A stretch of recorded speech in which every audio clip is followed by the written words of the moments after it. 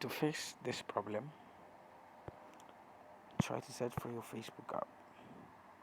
Now tap on your Facebook app for some while. Tap on the app info. Then when you get to the app info, tap on the storage and cache, then tap on the clear cache. After that, go back.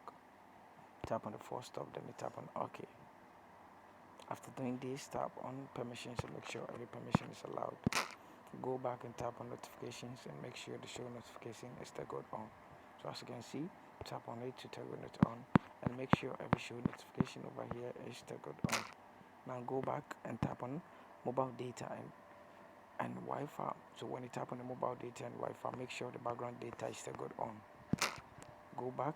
After doing all this, what you have to do is to go to your phone menu and try to search for Google Play Store. Tap on the Google Play Store and tap on Facebook. When you search for Facebook, tap on it and try to update the Facebook app.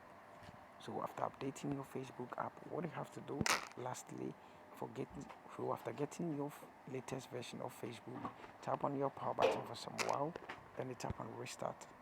After that, tap on OK, and you're going to get your phone off and on automatically. So after using this command, this problem is going to be fixed when it gets on. Thank you very much for watching this video. See you in my next video.